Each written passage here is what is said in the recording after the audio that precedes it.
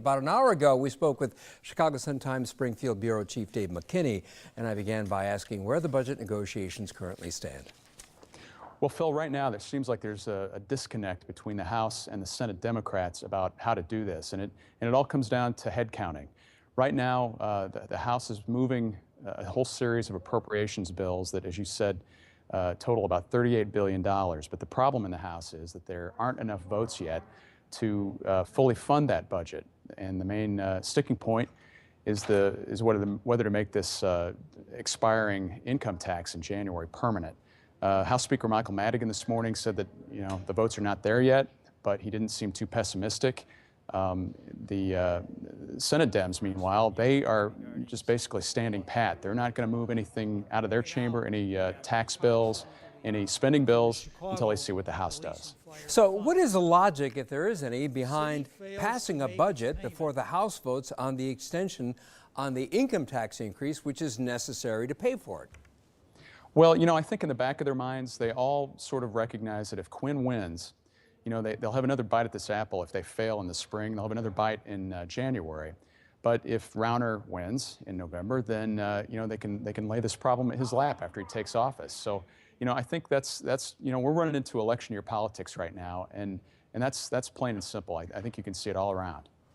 How close would you say Speaker Madigan is to rounding up those votes that would make that permanent income tax hike permanent? Well, you look at the numbers he has. He has a supermajority in his chamber with 71 votes. That's an enormous number of Democrats to work with. But of course, many of them are in border districts. Some of them are targets. And by the time all of that rolls around, he's probably somewhere in the 50s still, and he needs 60 votes to pass this. Dave, there was a story in Crain's today that Governor Quinn may veto the mayor's plan to revamp the retirement system for city laborers and white-collar workers in Chicago because he doesn't like the way it's funded. It would be reliant on property tax increases, as you know. What are you hearing about that? Well, the governor has been sending signals for really weeks now about his distaste for the property tax component. When this passed the legislature, they really kind of watered down the property tax language that was originally in that bill because it basically, spelled it out and said, this is the way to fund this. And Quinn, of course, he's been running on this platform of trying to give people property tax rebates. So, it's untenable for him on one hand to be talking about that, and then on the other hand, signing a bill that, in effect could raise property taxes for city residents. Quinn has been very cagey about what he's going to do with that. So we don't know yet if he's going to outright veto it, if he's going to use his mandatory veto power, or what. And according to reports, there's no real love lost between the governor and the mayor. Is that what you hear? Yeah, I think that's a fair description. That's something that's gone on for months now. And I think it's an issue of respect. They'll have meetings together, and I know from talking to some of the Quinn crowd, there's a feeling of disrespect there, and I think that's really kind of at the nub of this right now. They do events together occasionally. You'll see that happen, but I think there's not a warm, close working relationship right now between the governor and the mayor. Dave, the issue of President Obama's old seat when he was in the state Senate came up today. Tell us about that.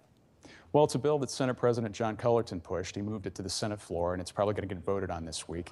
And, actually, Cullerton came up with a great one-liner about it, which I'll say in just a second. But the crux of it is that, ever since Obama left, the state has had his office furniture and other belongings from his time here as a state senator in storage. And what this bill that Cullerton advanced out of committee today would do, it would authorize the state to donate or loan that material to a presidential library if it locates in Illinois. And so Cullerton said, the whole point behind this is that, we want to donate Barack Obama's Senate seat, not sell it. And that's, of course, a reference to the whole case against Rod Blagojevich. Yes, that was tried once before and allegedly tried once before and not successful. Did not work out so well, right. Actually, it was more than alleged. Dave, thanks very much. We appreciate it. Phil.